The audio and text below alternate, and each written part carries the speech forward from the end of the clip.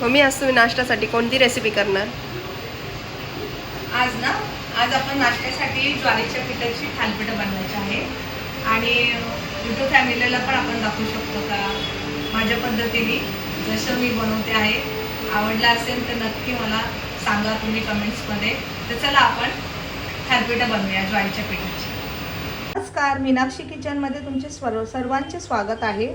आज तुम्हाला ज्वारीच्या पिठाचे मी थालीपीठं दाखवणार आहे. त्यासाठी मी मोठी वाटी ज्वारीचं पीठ घेतलं आहे आणि अर्धा वाटी मी बेसन पीठ घेतलं आहे. आता ज्वारीच्या पिठाचा थालीपीठांसाठी लागणारी सामुग्री तुम्हाला मी दाखवते. चला, ज्वारीच्या पिठाचे आपण थालीपीठं बनवणार आहे. त्याच्यासाठी लागणारे वाटण ते दाखवते तुम्हाला मी. 4 मोठ्या मिरच्या घेतल्या आहे, 4-5 लसणाच्या कांड्या घेतल्या आहे. ह्याचं आपण वाटण तयार करायचं आहे. कोथिंबीर बारीक कापून घेतली आहे, 4 कांदे कापले आहे मी. आता आपण पहिले वाटण करून घेऊया लसूण आणि मिरचीचं. चला, आपलं मिरचीचं आणि लसूण मिक्स वाटण तयार झालं आहे. आता आपल्याला थालीपीठासाठी लागणारे मसाले ते दाखवते तुम्हाला मी. आपल्याला थालीपीठासाठी लागणारे मसाले: चवीनुसार मीठ घेतलं आहे मी, जिरं 1 चम्मच घेतला आहे, अर्धा चम्मच मी मिरची पावडर घेतला आहे, हळद अर्धा चम्मच घेतला आहे, 1 चम्मच धना पावडर घेतले आहे. तर चला आता आपण थालीपीठ बनवायला घेऊया. थालीपीठाचं पीठ मळायला घेऊया. सर्वप्रथम मी 1 वाटी घेतलेलं होतं ज्वारीचं पीठ, अर्धा वाटी मी चण्याचं पीठ घेतलं आहे. चवीनुसार मीठ घ्यायचं आहे.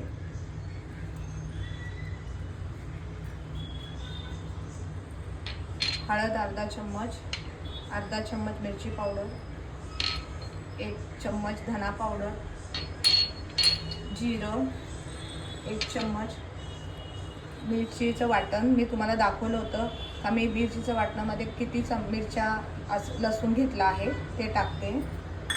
त्याच्यानंतर कांदे पण मी किती घेतले आहे ते पण तुम्हाला दाखवले. कोथिंबीर घ्यायची आहे आपल्याला जितकी लागते तेवढी.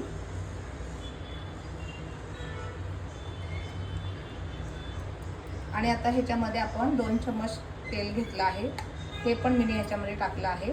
आता हे आपण एकत्र मिक्स करूया.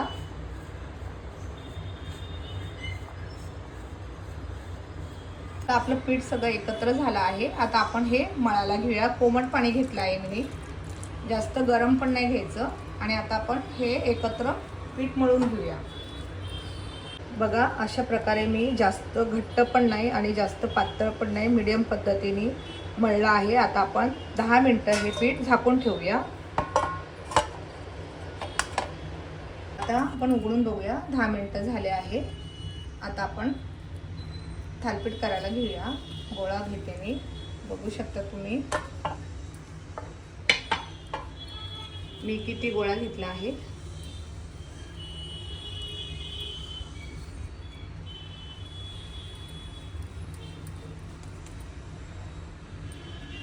असं पीठ टाकायचं आणि ह्याच्यावर मी थापते.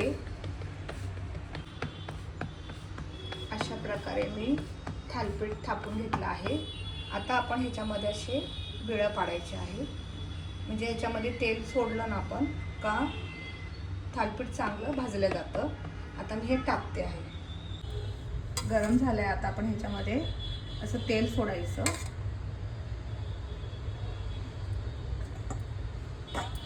मध्ये थालीपीठ सोडूया.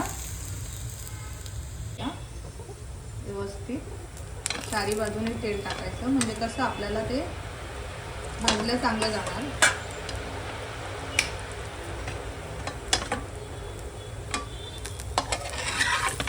आणि पलटून घेऊया. 2 मिनटं अजून भाजून द्या.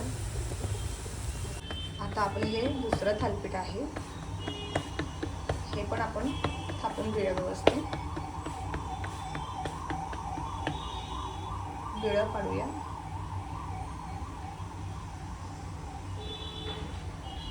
आता दुसरं आपण बनवायला ठेवलंय ते बघूया आपण. आता आपण परत तेल टाकूया.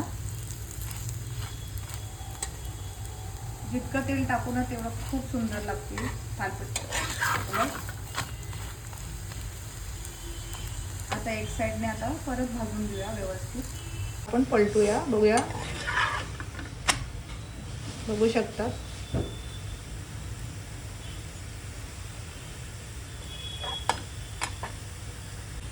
आता आपण पलटूया.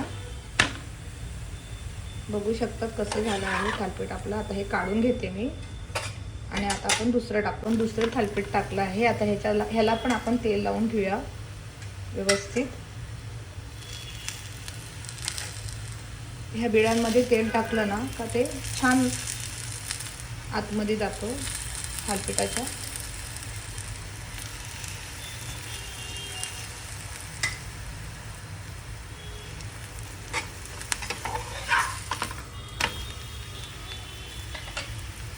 आता आपण पलटून बघूया परत. मागची साईड व्यवस्थित झाली आहे. परत थोडंसं तेल टाकूया ह्याच्यावर.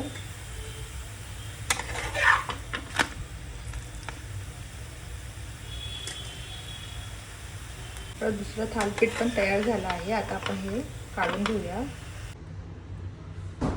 बघू शकतात कसं थालीपीठ बनलं गेलं आहे. तुम्हाला दाखवते मी आता. बघा कसं कडक झालं आहे. गरम झाले. टॅमॅटो सॉस बरोबर किंवा दही बरोबर ज्याला जसं आवडेल तसं तुम्ही खाऊ शकता. मी बनवलेलं थालीपीठ तुम्हाला कसं वाटलं ते तुम्ही मला नक्की कमेंट्समध्ये सांगा. आवडलं असेल तर लाईक करा. नवीन असतील त्यांनी सबस्क्राईब करा. जय मल्हार.